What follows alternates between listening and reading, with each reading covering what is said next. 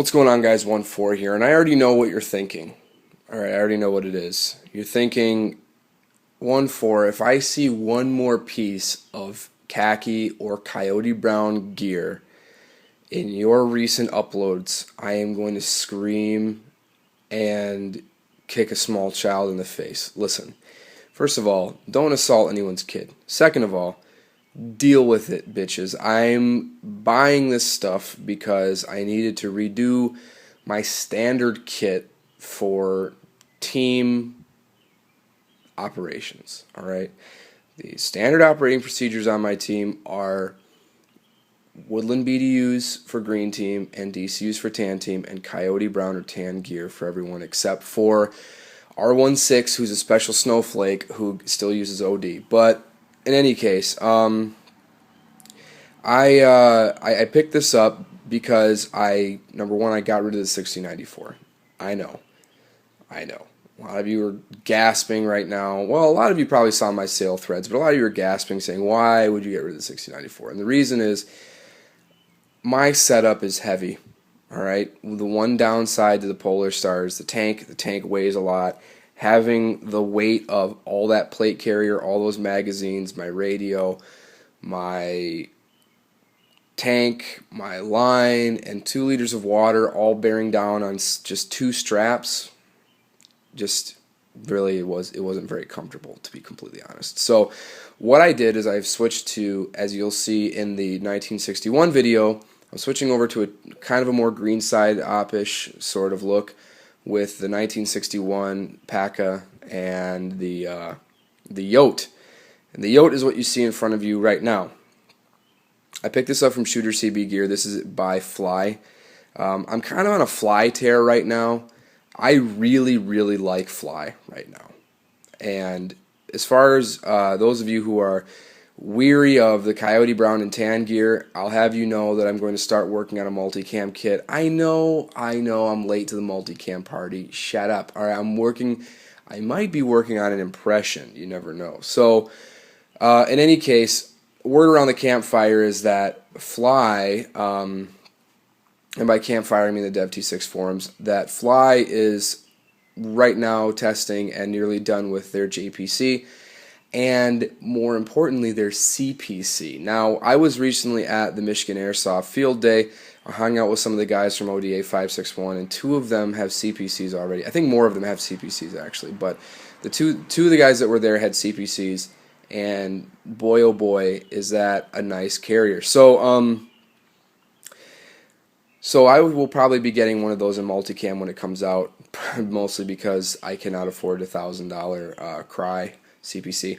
But anyway, this is the Flyye Yote. I apologize that 3 minutes into the video we're just now getting the review, but this is the Yote. I picked this up because number one, it is a hydration carrier, and it has enough room for a Polar Star tank. So let's get right into it. Up top, there is some molly webbing along the top. I don't know why it's there, but it looks nice. Underneath, 3 of these are ports for hydration tubes. I'm running mine on my right shoulder.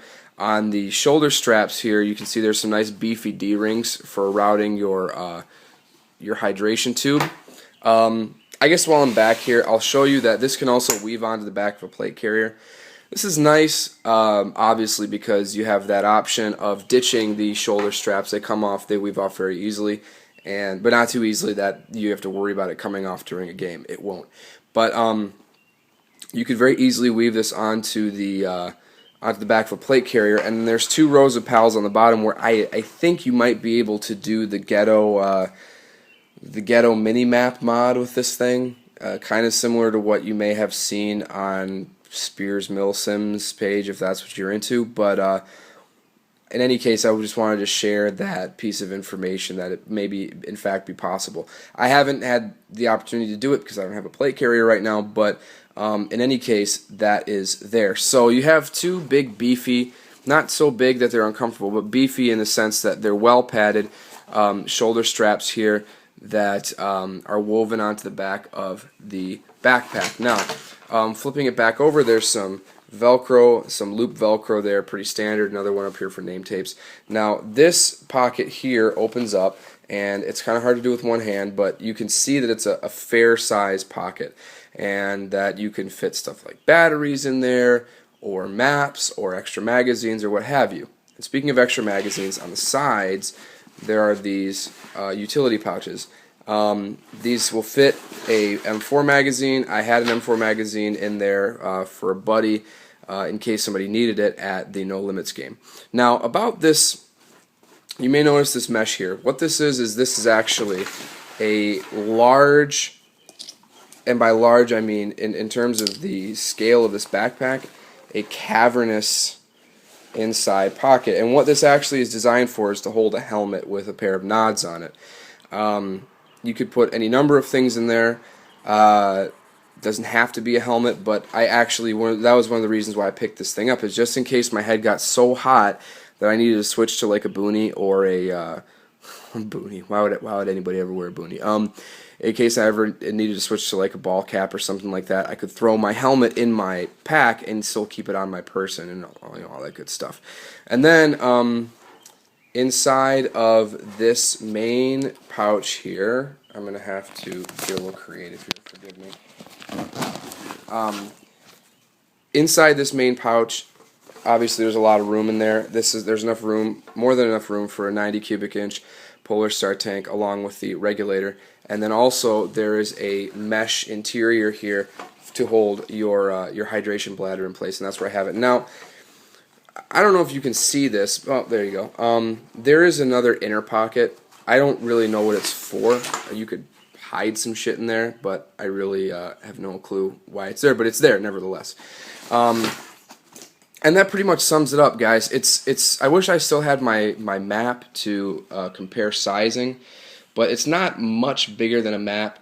It's a little bit wider, obviously, because of the utility pouches, but all in all, it's a very good pack. I can fit my standard size HP laptop in it, and I did. I took it to work in this bag the other day because I wanted to see if it would work well in that sense. And I also, was able to throw enough clothes for the gym in there. So, you could use this for rock climbing. You could use this for backpacking, or like day hiking, stuff like that. It doesn't have to just be for airsoft. And the thing I have, and I forgot to mention, there's one more pocket up here. It's just a smaller, like, admin size pocket. Just wanted to throw that in there really quick. Now, look, I gotta say something about Flyye really quick. Flyye is really tickling my fancy lately. I have no affiliation with them. I'm not being paid to say this. I just gotta keep it real for a minute. Flyye is some legit stuff.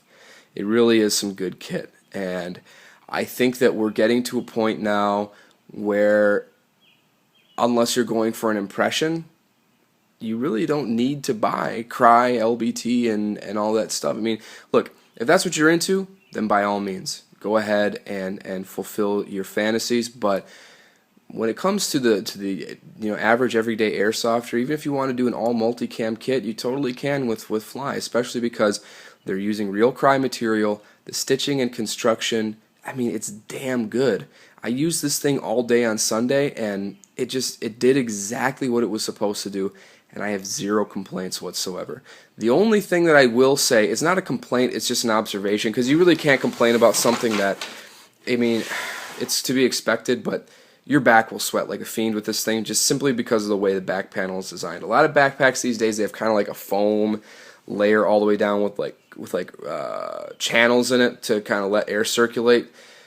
You're just not going to get it with this. But this pack comes in Coyote, Khaki, AOR1, Multicam, probably ATAX, and then Ranger Green, Pig Disgusting Black, and probably it's very late that I'm doing this right now, so there's probably something else that I'm forgetting. But it's highly adjustable. I recommend it, and seriously, guys, I have no complaints whatsoever. So if you're in the market for a new hydration carrier and you want something that can also be a standalone backpack for everyday use, you might want to think about picking this up. So rate, comment, and subscribe. I'll talk to you guys later. Take it easy.